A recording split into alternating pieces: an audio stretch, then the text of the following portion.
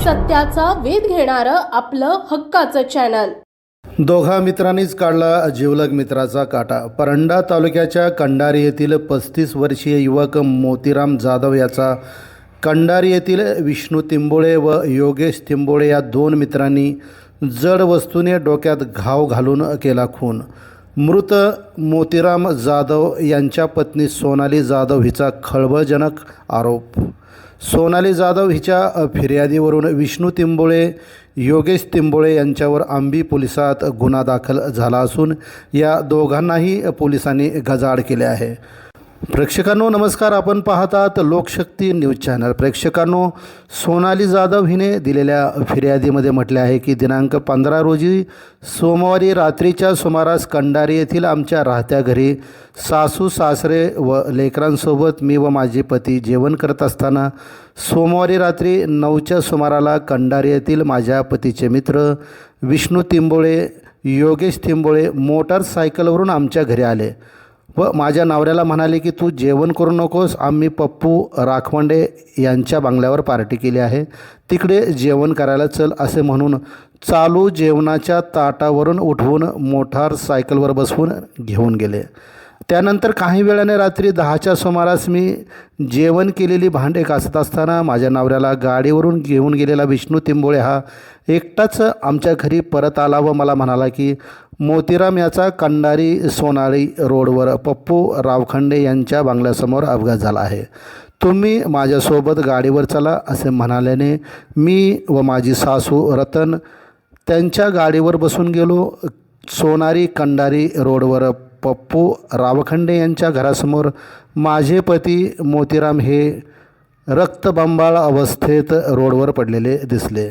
मी व माझी सासू त्यांच्याजवळ गेलो, त्यांना हलवून व आवाज देऊन उठवण्याचा प्रयत्न केला, परंतु ते काहीही हालचाल करत नव्हते। त्यांच्या डोक्यात मोठी जखम होऊन त्यांचा चेहरा ठेचला गेलेला व खाली रस्त्यावर बरेचसे रक्त सांडलेले दिसले। तसेच तेथे रस्त्यावर पाणी व रस्त्यावर काही ठिकाणी माती टाकलेली दिसून आली। मी विष्णू तिंबोळे व योगेश तिंबोळे यांना तुम्ही माझ्या पतीला सोबत घेऊन आला होता, त्यांच्या एकट्याचाच अपघात कसा काय झाला, तुम्हाला दोघांना काहीच कसे लागले नाही असे विचारले असता ते दोघे गडबडून गेले व उडवाउडवीची उत्तरे देऊ लागले।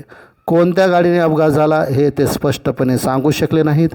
काही वेळाने माझे चुलत दीर बजरंग जाधव संजय जाधव घटनास्थळी पोहोचले, तेव्हा त्यांच्याकडून व जमलेल्या लोकांच्या चर्चेतून मला समजले की माझे पती मोतीराम व विष्णू तिंबोळे यांचे जुन्या भांडणावरून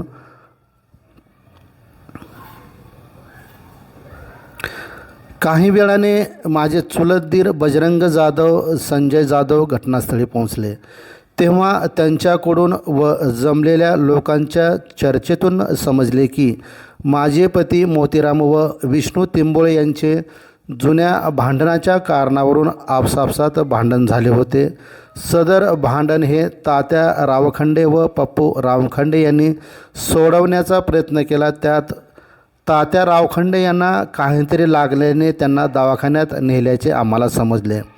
त्या भांडणाच्या रागातून विष्णू तिंबोळे व योगेश तिंबोळे यांनी माझे पती मोतीराम यांच्या डोक्यात काहीतरी मारून त्यांचा खून केला आहे व अपघाताचा बनाव केलेला दिसून येत आहे।